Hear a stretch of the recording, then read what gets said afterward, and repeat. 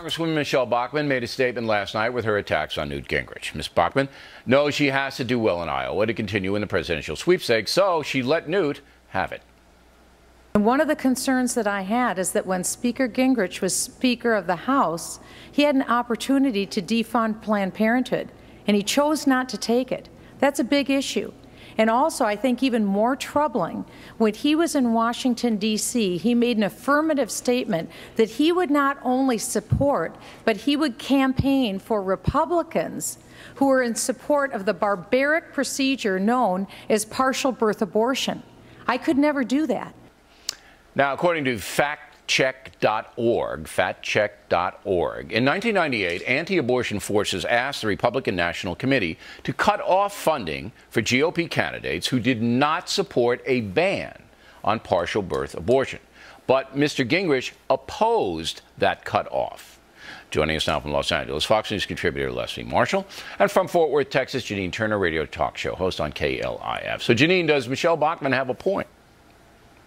Well, I think Michele Bachmann's doing herself and the Republican Party a disservice by misrepresenting Speaker Gingrich's belief systems and his accomplishments. The fact is, he has a 98.6% pro-life rating with the National Right to Life Committee, and under his leadership, Congress passed not once, but twice, the partial birth abortion ban that then President Clinton vetoed twice. And regarding Planned Parenthood, she's sort of insinuating that the House and the Senate and the President were all just sitting around waiting to defund Planned Parenthood when that really wasn't the case at all. So this is only creating a divide in the party and helping Obama. He didn't take the lead in going after Planned Parenthood, and he also didn't take the lead in backing up the Republican National Committee, chastising those who didn't want to outlaw partial birth abortion. And he did so everybody understands, Leslie. He did that because he said if I or we as a party banish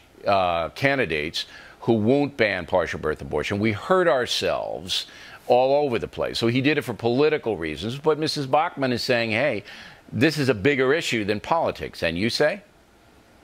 Well, it was political, but I think, and I can't believe, Janine, I'm going to agree with you almost all the way there, and I can't believe I'm sitting here defending Newt Gingrich, but the bottom line is he did it because he didn't want the GOP to lose control of Congress, and he knew with President Clinton vetoing twice that ban, the only way he could do it was to bring more Republicans into Congress. He then in '98 and now has said that he personally opposes partial birth abortion. And he does. And he just signed along with Michele Bachmann a pledge, a pro-life pledge. Okay, but this was a smart play by Bachmann, Janine, because Bachmann's only chance is to get into the fabric of the very conservative Iowa caucus voters and to say, listen, I wouldn't have played politics with this issue. It's too explosive. It's human life. And that separates me from the career politician Gingrich, who does what's best politically. I thought it was a smart play for Bachmann to do it.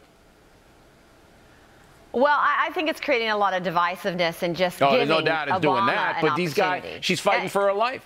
If she doesn't finish in the top three, she's done. It's misrepresenting. She's misrepresenting the issue. Not really. What she said isn't false. What she said isn't false. No, but I mean, she didn't do the totality of it as you did earlier. But what she said isn't false. I mean, you can be. But it's misleading. It's very misleading. I don't know about if it's misleading. You can be a culture warrior, Janine, and you can lead on the issue on the sense of what's right and wrong rather than what's good politically. But then if the Republicans don't end up in office the way Newt was trying to protect the Republic, look what happened when the Democrats got into office. Suddenly, you know, religious beliefs aren't respected, and then in Catholic hospitals they're being made to be a part of abortions. The abortions made into the health care. There's embryonic stem cell research. So when you have the Democrats in office, look what happens. And then they're taking 10 steps backwards instead of 1 step forward. Okay. I mean, absolutely. That's a counter argument that if you take a tough stand and you don't win, then the other side goes wild.